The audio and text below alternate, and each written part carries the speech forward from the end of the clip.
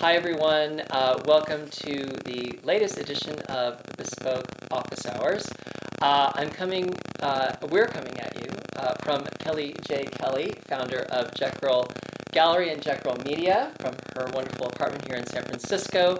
And we had planned to go live a little earlier, but we hadn't seen each other in a while, and we started talking, and then it's like, oh my god, we gotta catch up. So it's like, yeah, it's almost 3. I think we said 2, but oh well, here we are.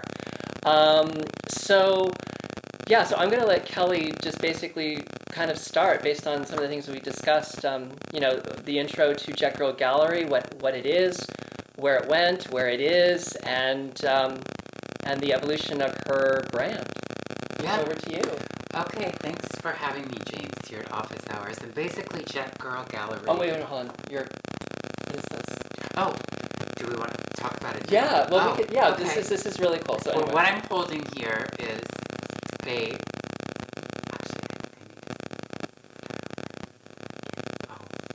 Oh, okay. We're not going to start over. Okay, so this is a flight bag, an airline branded flight bag from an airline that now defunct called Braniff International.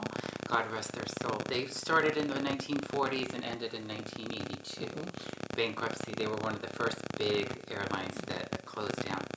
But what I love about Braniff International is their branding. They hired, speaking of Santa Fe earlier, they hired a colorist and designer named Alexander Gerard.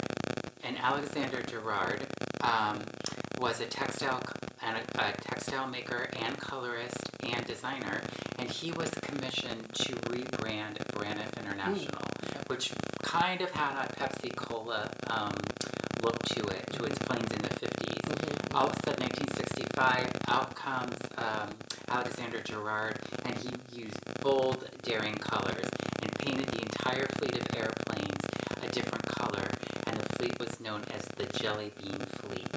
And that was in 1965. They also commissioned couturier and designer Emilio Pucci to outfit the air hostesses. The bulk of my collection used to be Emilio Pucci items, but they're all in high demand. So anyway, Alexander Gerard, he designed fabrics and textiles for Herman Miller, who was one of the large furniture makers and designers of that time. And he actually designed those curtains that we'll have a look at in just a moment. Okay. And anyway, he rebranded 17,000 different items from Braniff International, from the planes to the textiles, and used a lot of colors. And so this bag represents his designs, BI, Braniff International, and that was their primary signature logo, just the BI. If you saw BI on the table, on the tail, everyone knew that was Braniff International. Right. So, yeah. Okay, well, there we are. Obviously an authority, and this actually is sorry to interrupt you, actually, but this is a great intro to what Jet Girl Gallery is. Yes. So I will shut up now and not interrupt you. Okay, on to Jet Girl Gallery. Jet Girl Gallery, really, I used to be a flight attendant. I flew right up until 9/11, and left the month after. And the next year I started my own company. Well, actually, it was right before I quit flying. I started my what was a hobby business, Jet Girl Gallery, and it was to showcase and bring out of storage my massive collection of airline memorabilia that I had started collecting from the age of 12. And so as of today, in this moment, in real time, I've been collecting for 40 years. Most of the collection was stored in boxes and steamer trunks in our garage, my parents' garage at the time, and I finally procured it all from their place, brought it out, and started schlepping it to different trade shows for airline memorabilia collectors. There is a large community of people that love airline kitsch and airline memorabilia and aviation memorabilia. So I schlepped it from here to LA, to parts of San Francisco, to New York, and Midwestern cities. And this was really in the nascent days of eBay. Right. And but then I decided in 2002 to bring my gallery all online through eBay. So as of today, I've probably conducted about 1,500 auctions and sales on eBay. collection used to be a lot of ephemera, which is paper collectibles, and a lot of that has all been liquidated. And now I deal with... Congratulations. Thank you. Right? Yeah, just, one piece at a time. And I still collect, but my collection has become more refined over the years. I'm really into Brand Up International. I'm into airlines that were part of my childhood and young adulthood. And so those are what I showcase here in my gallery. My apartment is the Jet Girl Gallery as well. So, yes. Ta-da! And this is actually a poster of an original lithograph from the 1950s, printed in Belgium for Sabena, which was which is the now defunct national airline of Belgium. And so I think they went out of business in the early 2000s. I think, something that's I don't know the exact date.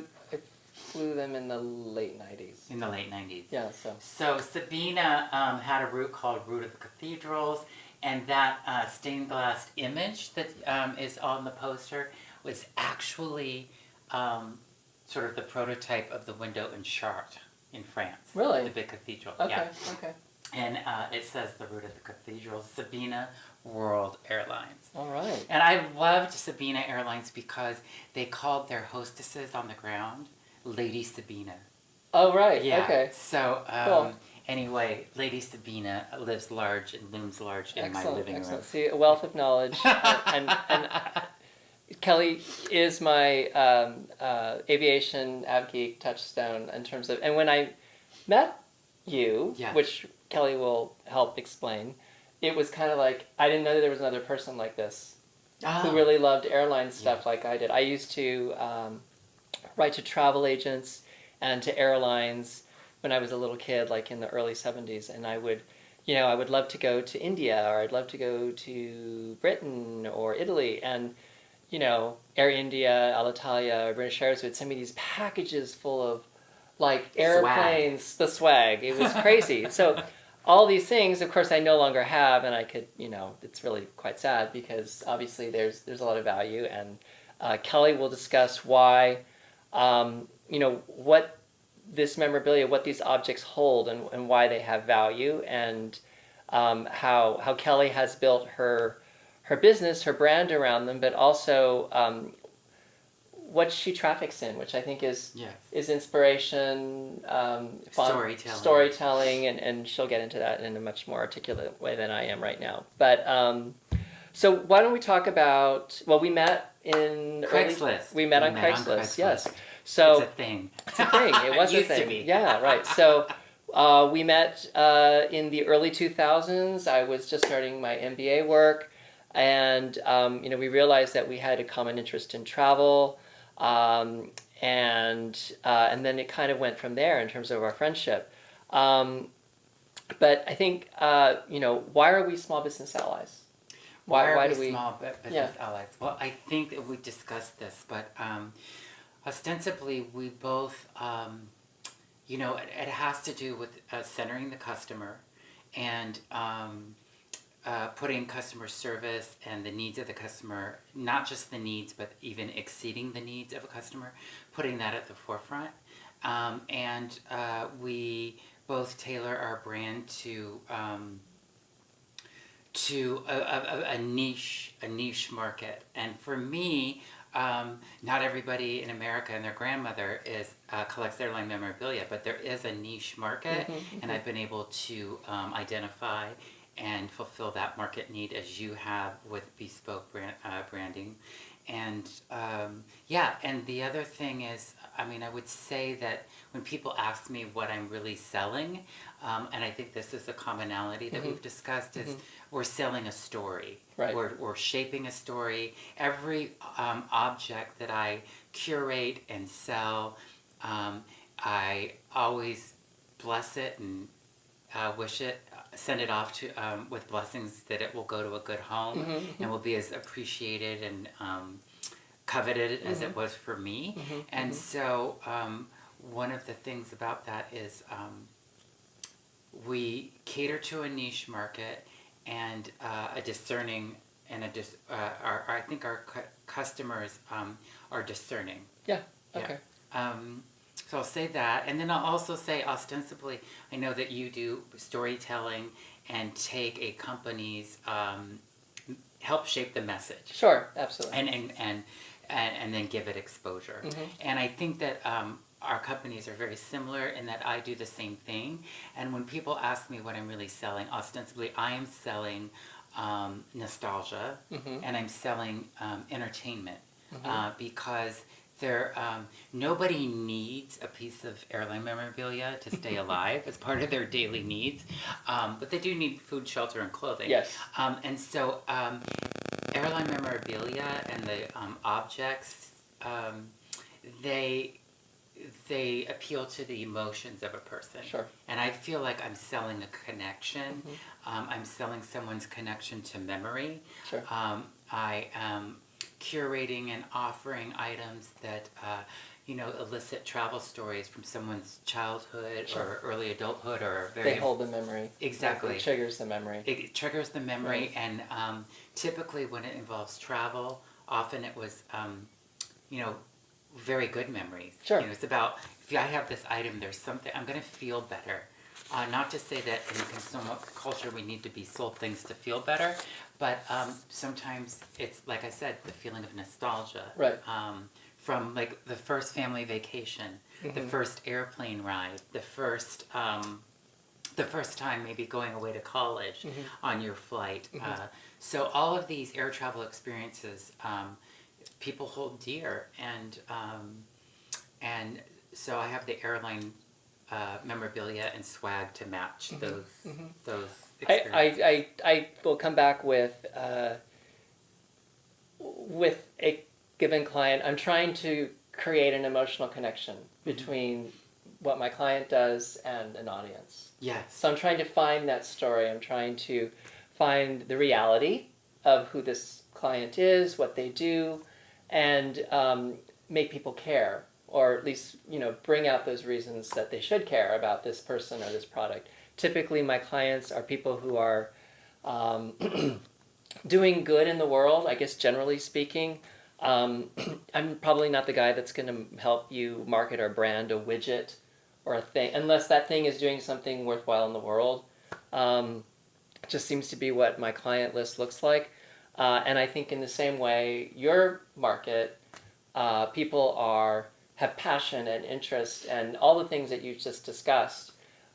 There's a connection, a kismet that happens, and yes, it's like you're trading in these beautiful things that hold beautiful memories and have historic value, and appeal to all our unique sense of branding and what's visually appealing and useful. So, absolutely. So, yeah. One of the things is I think airline branding saw its heyday in the 50s and 60s,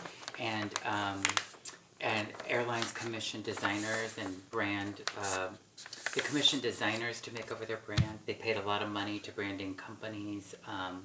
Some of the big ones that come to mind in the airline industry are Leo Burnett, and there was Lippincott and Margulies, which is now just Lippincott, but they branded the current Delta Airlines. And so really large branding firms. Another one here based in San Francisco was Landor. Yeah, of course. Did a lot of, hi Landor. They did a lot of beautiful work branding major airlines from British Airways to some of the big household names. And then I think somehow with the after deregulation of the airline industry in 1978, airlines got away from that, spending that kind of money, making that kind of investment with big brand consulting firms. So branding's not the same. And so what I think I appeal to, and what my clients and customers really also, we share a common aesthetic. And oftentimes our aesthetic is mid-century. Mid-century from, I would say, late 50s to early 70s. Okay. Yeah. I think that was like when airlines were in their heyday. Yeah. It was pre-deregulation. Everything was fancy. People dressed up to fly. Exactly. And then the collateral, the airline collateral, the memorabilia, the design of the aircraft, the air flight attendant uniforms, the airline stewardess and air hostess uniforms, which was the term back in those days, were usually designer and couture. And it kind of goes back to, I did this kind of look through. I told Kelly about it. It's a booklet, another IGTV video I did with that pulled stuff from the Lufthansa archives. And I'm going to scoot over and grab a tissue. Okay. All right. As we do. Okay. In live TV. And I think I just lost my thought. Lufthansa. Yeah, it Archives. was Lufthansa archives. Just basically that I just completely lost my train of thought. It's because of my tissue. I don't know. Something, it went. It'll come back. But anyway, let's talk about your brand ethos, brand values, the brand experience you're describing. You've been describing the Jet Girl Gallery brand experience thus far in terms of how the experience you create for your clients, for your customers, the product that you're selling, which is in many ways sort of intangible, but you feel it, and it makes people feel good. Yes. I like to say I'm selling a connection and a feeling, because when somebody say they took their very first airplane ride and they were given airlines usually hand out little kitty flight bags to children filled with toys, and so I think that when somebody received that as a child or had their first pair of kitty wings pinned on by an airline stewardess, that is to see that item is still available in the world. It's people connect to that, and it's an emotional connection. Every purchase made from the Jet Girl Gallery is an emotional connection. It's an emotional motive, and I think I'm really selling. I think I said it before, like nostalgia, but also the feeling that item's going to elicit a certain feeling, and I feel like the branding and the aesthetics that I tend to focus on are ones that they're an aesthetic that are actually make people feel good. Just look at the bright colors of this. It really pops. Yeah. Anyone that ever flew Braniff as a child in the 70s or 60s, Braniff was a household name because of how good their service was. Right. And they were over the top. Garish colors, interior uniforms, all the swag. So I think that it's a form of entertainment. To see vintage, mid-century aesthetics and advertising and branding, it really is a feeling, and it's entertaining. So I call it like retail entertainment. Sure, and I think that I see where you're coming from, and I think in terms of just how it was then and how it is now, deregulation, everything that changed.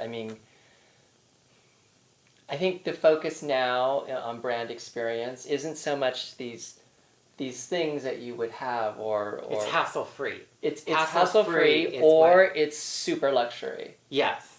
And that's a very even more finite market. Yes. Not everybody can do that. And the contrast is stark. It's stark, right? So it is kind of it's the whole raison d'etre behind air travel and everything. The world has become smaller. Very much so. And I would say that the margins have become smaller too for airlines in this competitive world landscape. Actually, the margins are much bigger now. Oh, really? Yes, ever since because of Wall Street. Oh, yeah. Okay, fair enough. So after deregulation, of course, airlines it's expanded quickly. Some overexpanded, such as Braniff, which was one of the things that led to its demise.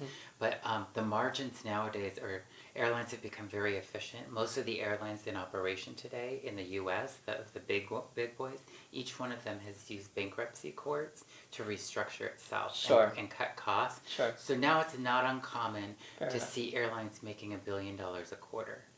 Yeah. It's gone down slightly in the last, I want to say 6 months. But well, obviously I know nothing. American, Delta, she's educating us. American, Delta, United, they have really huge margins. Well, like and you know, it's not something I necessarily follow, but like I remember reading about Qantas. Like incredible. Very good profit. Airline, yeah, incredible profits. Like they did very well, and I was just like, wow. Like, you know, because there was a moment where they weren't doing so well. That's right. So, you know, it's all about how you position yourself in the market, how you work the conditions, and how efficient you become. Right. And if you're, and I really value the companies that build a strong culture, a service culture. And I think the airlines that have really excelled at that have been the Virgin branded companies and Southwest Airlines, of course. Just the airline I fly most. Southwest. It's just easy, convenient. Yeah. So efficient. I was a very loyal Virgin America flyer until I know you were. They were absorbed. Yeah, it's sad. Yeah. Anyhow. So let's see. Do we want to talk about? Well, Kelly mentioned to me off camera that one of her driving mantras is how to be of service to the greatest number of people in everything that she does. And we've already talked about how she really goes forward with trying to create a lasting good feeling with her customers, with people in general. We've talked about treasured travel memorabilia and the memories associated with that, and how she's basically creating a brand experience of her own. But let's talk about the brand extension of Kelly, which is live performance. Yeah, Jet Girl Media. So this is Jet Girl Media, and again, using the Jet Girl name, it's a throwback. So I actually have two brands, Jet Girl Gallery, and most of that all is housed on eBay. I also have a Jet Girl Gallery site on Etsy, and then I started a company called Jet Girl Media. Because I am a professional working actress. So that has meant I've done anything from stage to corporate videos to some film. And it's that idea of entertainment, selling and buying, or trading and selling a connection with something. And for live performance, and there's nothing like the live performance of being on a stage. Because you connect with an audience over important things about our common humanity, and that connection as a performer, I feel when it's happening. I can see by the look in people's eyes when that connection is occurring, and I feel it. I feel it myself. We're all sharing in something collective in the theater, in the room, if you will. So, it's very different than airline memorabilia. And yet it's the same in that I'm ultimately the service that's being offered is my goal is to be of service to the greatest number of people, and really that service is to feel better. To feel better in these modern chaotic times. Who doesn't want to feel better? And so that can really happen through the creative process on stage, and it can happen through the creative process of curating items, and there's a human connection and a feeling and entertainment all happening at the same time. And sometimes we go to be entertained, but an experience will be very poignant and meaningful. And so I think that whether I'm on stage as Kelly J. Kelly, under the auspices of Jet Girl Media, which is my production brand, whether I'm on stage, the ultimate thing I seek in service to others is to is a connection, a connection, and to share in something, to see your humanity, and Sure. for you to see my humanity, and yeah, so yeah, I think that's what I would say about that. Okay, Yeah. that's wonderful. So that one of them is like a form of live entertainment, Yeah. and the again, like I said, for the gallery, everything there is like a retail entertainment. Sure. Again, I'm in the business of selling nostalgia. Okay. And a connection and an aesthetic, but all of that is to engender a feeling, and to even connect people with themselves, to something that's true for them, some memory for them, something that's in their heart, to create an experience where something that has been in there but maybe not connected with, all of a sudden there's an opening. I think I go back to everything you said was incredibly eloquent, so I'm not trying to encapsulate it, but problem. But I think. But you may encapsulate it as you wish. But you're creating brand experience, Yes. the Kelly brand experience across different mediums in different ways, and I think that we can all learn from that, because we are creating brand experience. The James brand experience. This, the work that I do with my clients. The things that I do and experience and share with others on social media or in real life. This is a co-branded experience between Kelly J. Kelly and James Mowdy. But what I wanted to do is we're here in the gallery, so it would be kind of silly to not walk around and see some of the wonderful things. So would you mind maybe giving us a little look around? Sure. A little tour here? Yeah, and then can we do a little quick pitch for the solo show? Of course. Okay. Let's do that. Let's do it that way. Okay, great. So I'm going to flip around, and we're going to have a look at the Jet Girl Gallery. Okay, so, all right. So I'll follow you around. Okay. Here we go.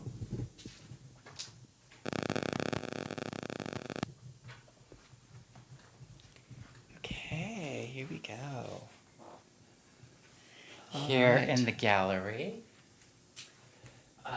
one of my favorite airlines, again, this is an emotional connection, is the now defunct multinational airline of Africa, West Africa, called Air Afrique. And Air Afrique was based in Abidjan, Côte d'Ivoire, which is Ivory Coast. And I just love this airline. In about 1990, a long, long time ago, I was a flight attendant. And I got to travel throughout West Africa. And I fell in love with West Africa, specifically Senegal. And Air Afrique was the multinational airline of several African nations, Ivory Coast, Senegal, Mali. And I just fell in love with their memorabilia because it's so unique. Here's an example of you just don't see airline memorabilia like this anymore, but this is actually a letter opener. And you see, it's just so... Nobody did airline memorabilia like Air Afrique. It's just exquisite. Yeah, and they spent a lot of money. This is a vase.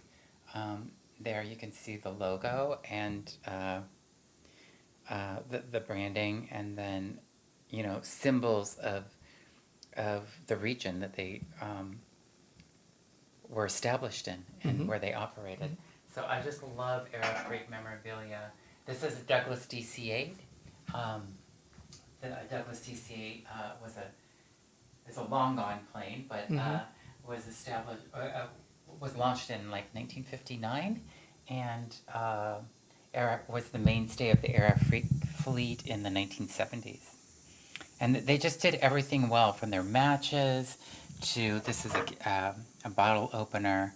I won't show the back of it, but they just did things really, really well. And then if you can maybe see that, that's just a coin dish back there. But beautiful, beautiful work. So I love Air Afrique, and I collect it none other than for the feeling. It makes me feel good, and it makes me feel better, and it connects to my memory of living in France and traveling extensively throughout West Africa. Mm-hmm. So, and then this is Air California. Air California was an airline established in 1969 in Orange County, California, which is now at the John Wayne Airport. And as a little small child, I loved Air California. It was my favorite airline, and I even saved up to fly Air California to my grandma's house. And yeah, so again, I have this because that was one of the first times I flew alone to see my grandmother, and I flew on Air California. It was the airline I always wanted to work for. But then they became Air Cal, and they were absorbed by American Airlines. So I ended up never getting the opportunity to be a stewardess with them. Right. Yeah. I told you off camera the story of like my dream when I was a little boy was because Air California used to fly between San Francisco and Oakland. Yeah. And I lived in the East Bay, and so I thought, I begged my mom, and she was like, "You're not doing that." My dad was like, "That's silly." I wanted to fly round trip between San Francisco and Oakland, and why not? And just do that because I was a crazy little AvGeek kid. Yes, that's what AvGeeks do. Right. Hashtag AvGeek. Yeah, there you go. What else? I can point out maybe these. These are airline timetables again. This is the design of Alexander Gerard, using with the big BI Braniff International logo. This was what was on the tail of the airplanes, and each one is a different color because Alexander Gerard, like I said, was a colorist. So all of these are just fabulous colors. Airlines don't even print these paper timetables anymore, but I think they're absolutely fabulous. Yep. And then another thing that I really love is, I thought I'd show you this because this is dear to my heart. Okay.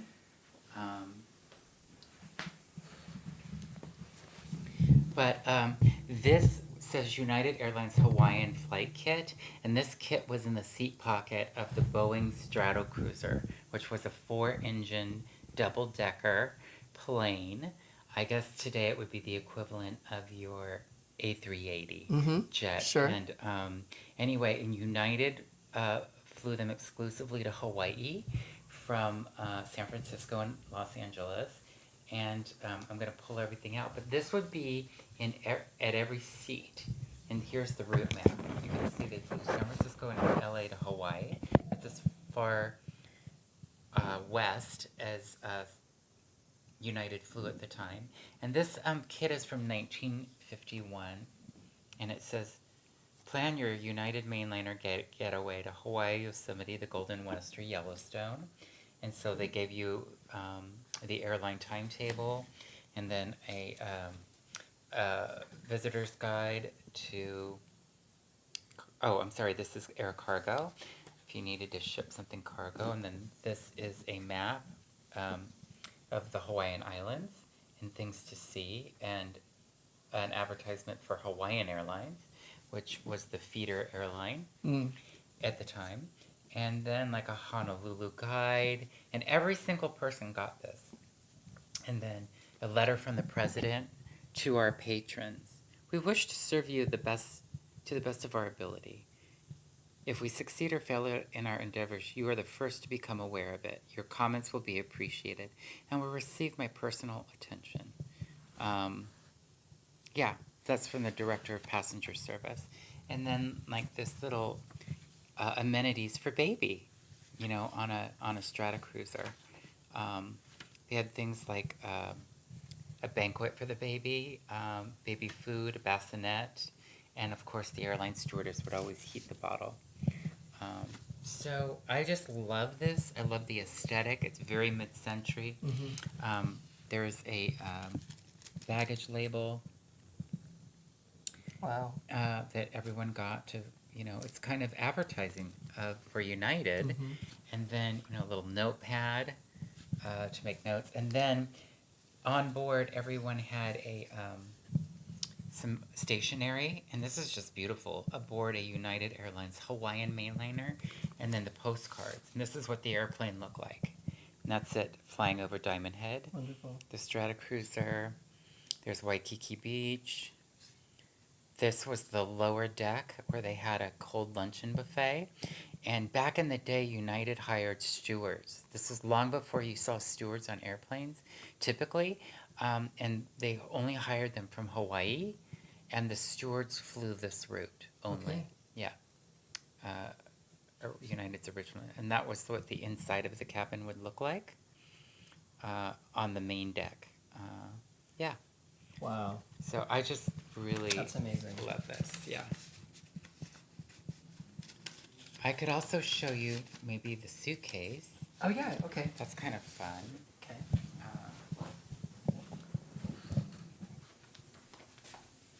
Should I pick it up maybe? Yeah. Okay. And then this is a suitcase. Again, I just love the aesthetics here. I got the suitcase probably circa 1950 something. I would say mid-50s. And it was just all green. And then, this really illustrates very well the aesthetic of the mid-century era for airlines.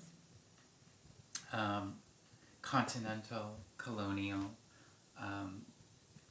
This was a French airline. So where did you source these stickers? Mostly from eBay. From eBay, okay. Yeah, but I also go to airline collector shows, and so many things from long ago are still available. It's really amazing. I need to go to one of those shows. There's one coming up in March. We'll go together. Okay. There we go. Other I'm examples. going to go a little crazy, I have a feeling. Yeah. So I just love the aesthetics of this era. Yeah. Really cool. Wonderful. Okay, so let's talk about... I also have a poster. Okay, so this is your solo performance. Yes. Okay. So as part of Jet Girl Media, I also, and I'm an actress, I also wrote my own one-woman show, and this weekend on Sunday the 17th at 7 p.m. we'll be playing at Stageworks in the Mission, and it's 4 20-minute pieces, all comedy, and a really good lineup of very, very funny writers, and again, that'll be this. Okay. That'll be this Sunday, the 17th. All right. 7 p.m. Awesome. Okay, so 17th, Sunday, 7 p.m. 7 p.m. And you can go to solosundays.com. solosundays.com. Okay, and I'll put Yes. that in the post and That would all be that kind of great. stuff. Yes. Okay, so Yeah, it's one night only, and you're gonna laugh. You're gonna really laugh. Who doesn't feel better. You will feel better. Go see Kelly J. You'll Kelly. get a connection. Kelly Get a J. connection, Kelly. right? And I tell the story of my flight attendant days. Oh, wonderful. Okay, Yes. it all comes together. It all comes Perfect. together starting at 5 years old when I wanted to be an airline stewardess. It's all in the show. And Solo Sundays. The name of Kelly's show is Stepford Wives Wannabes. Yes. Exactly. So I think It's a 40-year work history comedy. That's funny. Of my 40 years of working. Awesome. And and there's a lot of airline stewardess tales, tales of woe and tales of hilarity. Yeah. In the piece. Okay. So, Excellent. yeah. Well, thank you so much. Thank you, Jane. I just so appreciate your coming to Bespoke Thank Office you. Hours and just hanging out and inviting us into your home to see the Jet Girl Gallery and Thank to you, get Jane. Kelly J. Kelly brand experience. So thank Yes. you so much. I Thank really you. appreciate you. Thank you. And we will be back in, I don't know, I'm taking a trip pretty soon. And so we may Tell do... everyone where you're going. Well, I'm gonna I'm going abroad. We'll talk about it get later. there. Okay. But I might do some bespoke office hours in another country, but I don't know, to be determined. But definitely back in mid to late March. Thank you very much for watching. I know we kind of just hung out. It's kind of a long video, and I hope you watched some of it. And it'll be on IGTV. if you want to flip through and maybe catch other bits that if you didn't catch the beginning or the end or what have you. Thanks so much for watching. And can I just tell people how to get to me? Please, yes. Google Jet Girl Gallery. It's the first thing that will come up, and you'll get the gallery. And if you want to see my performance work, you can follow me on @JetGirlMedia on Instagram, and or visit kellyjkelly.com. Right. Okay, so Jet Girl Media here on Instagram, and you'll pretty much get links to everything and I'm also else. @JetGirl Gallery on Instagram. Oh, also. Okay, so... And you can see lots of pictures of all the swag through the years. Okay, and I will tag everything, so you'll have all the connections. Okay, thanks so much. Thank you so much. All right, bye everyone. Bye.